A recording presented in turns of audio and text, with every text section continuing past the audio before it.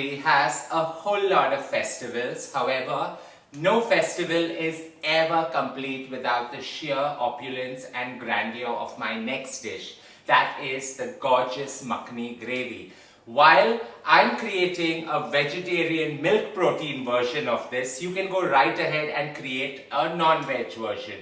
The trick here is to get the perfect gravy. The subtle flavor that Indian cottage cheese brings to this rich makhani gravy pairs really well with a dry dish that we're going to create today, and that is achari, or Indian pickled beautiful sweet potatoes that pair along with this. Baked in the oven, it gets done in about 40 minutes flat. It cooks at the same time as the gravy cooks on the side.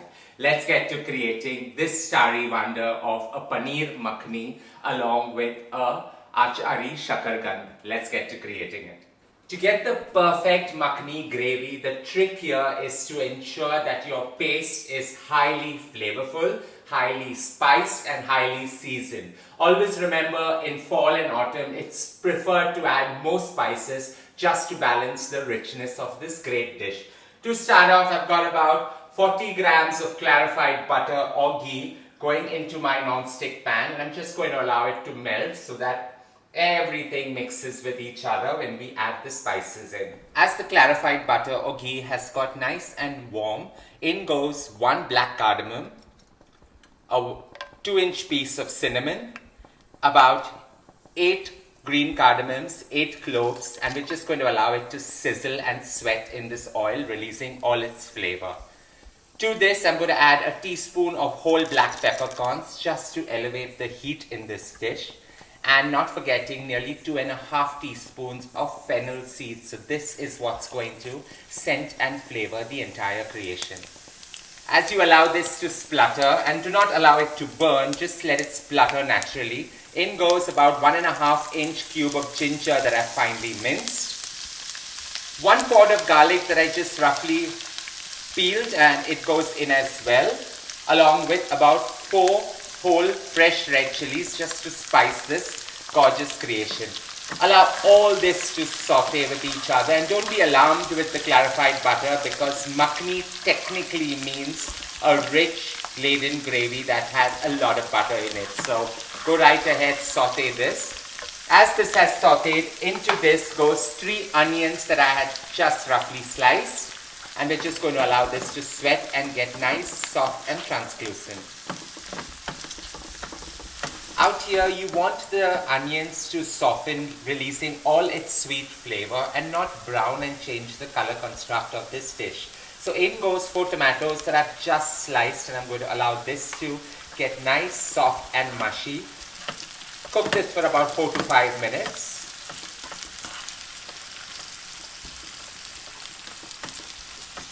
Having allowed this to saute for nearly 5 minutes, and as soon as the tomatoes get soft and mushy, now is the time to add the star of the dish that actually gives it that glorious creamy texture, and that is these gorgeous nuts.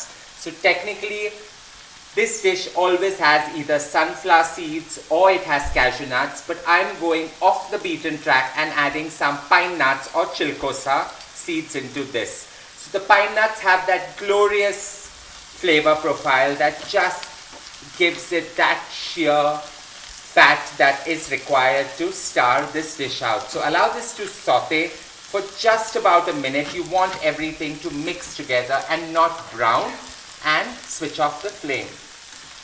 We are going to let this come down to room temperature before blitzing it and getting one of those glorious gravies ready in an instant.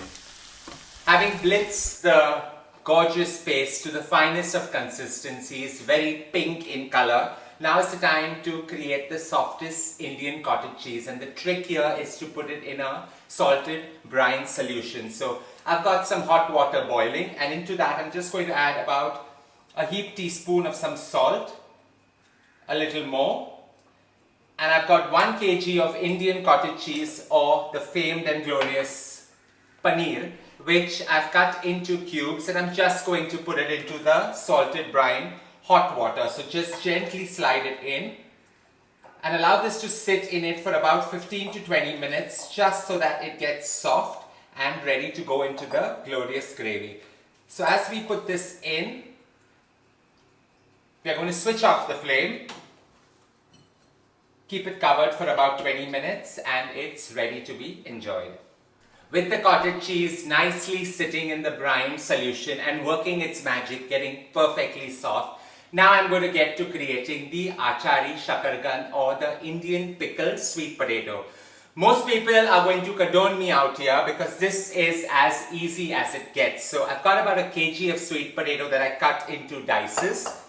To that I'm going to add about 20 ml of sharp and strong mustard oil, just so that it gives it that sharp pickling flavor. And here I've taken an Indian pickle that is readily available. So you can use a mixed pickle, but however I'm using a sharp whole green chili pickle that I've just blitzed. And I'm going to use about 40 grams to 50 grams of that straight into this sweet potato. Just give everything a good toss and bake it. It's such a simple dish to create and perfect to enjoy. And so easy, right? In goes some rock salt or black salt just to aid in the overall pickling feel. And this comes out perfectly well because while the sweet potato has its own sheer flavor profile, it balances quite well with the sharp mustardy oil goodness and the pickling spice right on top. Rock salt just aids in this gloriously. So now comes the fun part of tossing everything together and just baking it. On a lightly greased tray it goes.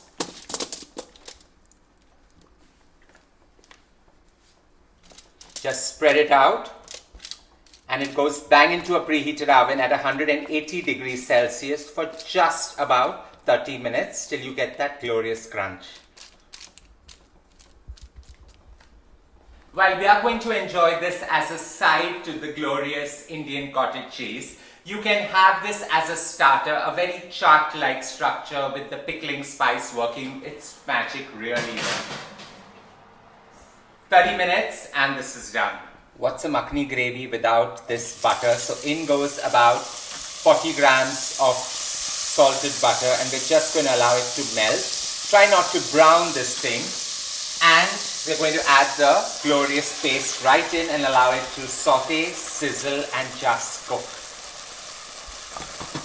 Now this base doesn't need to be cooked too much because it's already cooked, but you want it to get more of its tomato goodness. So in goes about 400 grams of tomato puree. Either you can use a store-bought variant or just create your own. Take 6 tomatoes, blanch it and then blitz it in the mixer.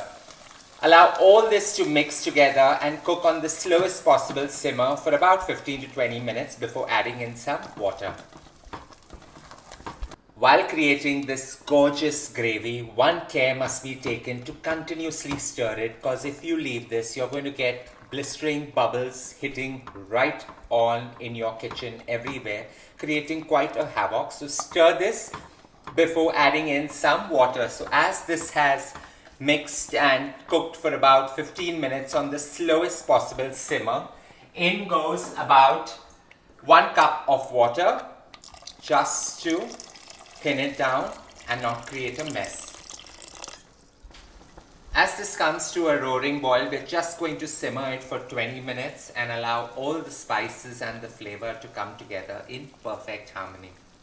As the gravy has simmered for a good 20 minutes and it's got that perfect orangey hue, here I'm just taking out the Indian cottage cheese cubes from the salted brine solution and dropping it right in.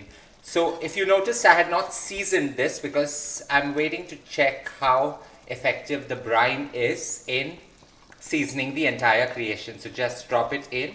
Quite a messy affair, but the end result is truly worthy of these small hiccups that come in creating this dish.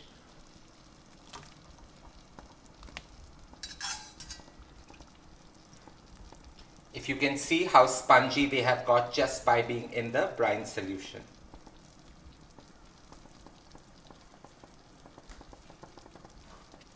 Give it a slight stir. You don't need to break the cottage cheese, so just give it a slight stir. And now is the time to add in two elements that elevate this to the next level.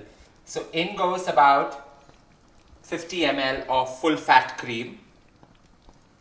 Just give it a swirl.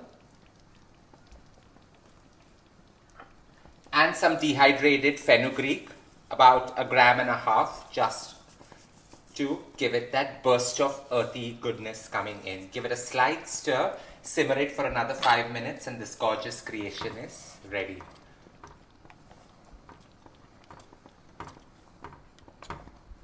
All this needs now is a slight seasoning after checking to see if it's too salty. And as it's simmered for about 10 minutes, bringing all the flavors together, all you need to do now is garnish this glorious creation.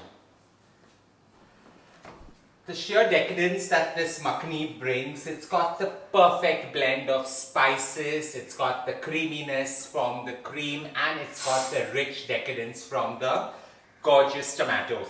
I'm just going to garnish this with some finely chopped leaves of coriander, about a tablespoon of it, and this glorious dish is ready to be enjoyed right in time to take out my Aachari Shakarkhand aloo. So I'm just going to get this.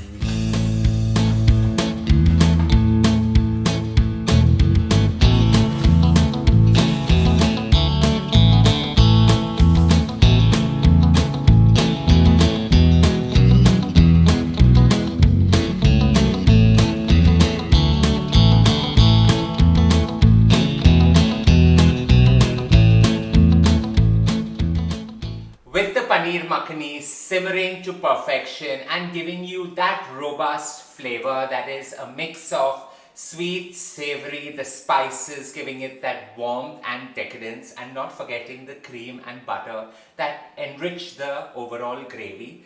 This pairing beautifully with my Aachari Shakarkhand aloo.